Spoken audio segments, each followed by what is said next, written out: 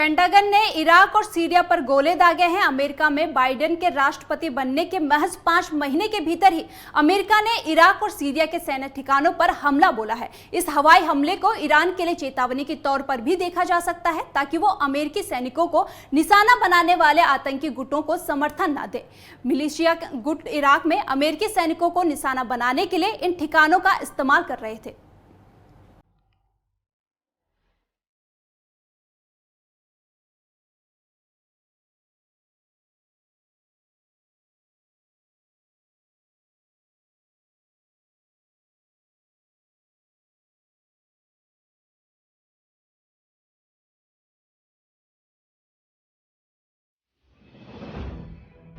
Vienna में परमाणु समझौते को लेकर ईरान और 6 शक्तिशाली देशों में चल रही वार्ता के बीच अमेरिका ने इराक और सीरिया में एयर स्ट्राइक को अंजाम दिया। ये हवाई हमले ईरान समर्थित मिलिशियाई गुटों के ठिकानों को निशाना बनाते हुए किए गए। जून की शुरुआत में इराक में रॉकेट हमला हुआ था, जिसमें एक अमेरिका सैनिक और अन्य गठबंधन सैनिक घायल हुए। अमेरिका ने जवाबी कार्रवाई के तहत यह एयर स्ट्राइक की। राष्ट्रपति जो बाइडेन के निर्देश में अमेरिका सेना ने रविवार को इस हमले को अंजाम दिया। इस हवाई हमले को ईरान को चेतावनी के तौर पर देखा जा रहा है, ताकि वो अमेरिका सैनिकों को निशाना बनाने वाले आतंकी गुटों को समर्थन न दे। बाइडेन पहले ही ईरान को संकेत दे चुके हैं। अमेरिका रक्षा मंत्रालय पेंटागन के प्रवक्ता जॉन किर्बी ने बताया कि मलेशिया गुट इराक में अमेरिका सैनिकों को निशाना बनाने के लिए इन ठिकानों का इस्तेमाल कर रहे थे। किर्बी ने कहा कि अमेरिका सेना ने 3 ऑपरेशनल और हथियार भंडारण केंद्रों को निशाना बनाया। इनमें 2 सीरिया में और 1 इराक में है। किर्बी ने अमेरिका हमलों को अपनी रक्षा में उठाया गया कदम करार दिया।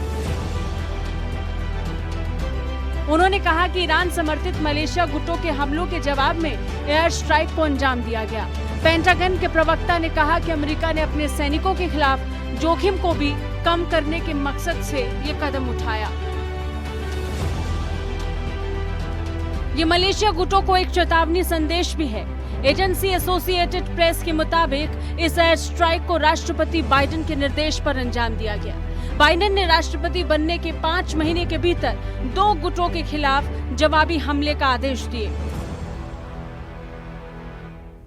अभी यह पता नहीं चल पाया कि इस अटैक में कोई मारा गया या नहीं। इस साल फरवरी में इराक में एक रॉकेट हमले में ठेकेदार की मौत हो गई थी, जबकि एक अमेरिका और अन्य गठबंधन सैनिक घायल हुआ।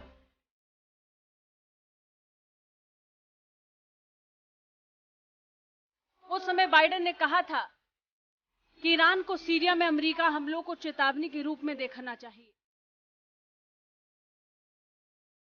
अगर ईरान मलेशिया गुटों का समर्थन करता है तो उसे इसके नतीजे भुगतने के लिए तैयार रहना चाहिए। किर्बी ने रविवार को कहा कि राष्ट्रपति बाइडेन अपने सैनिकों की सुरक्षा को लेकर प्रतिबद्ध हैं। इराक में अमेरिका हितों को निशाना बनाने वाले ईरान समर्थित गुटों के हमलों को देखते हुए राष्ट्रपति ने जवाबी सैन्य कार्रवाई का निर्देश दिया। Bureau report, network 10।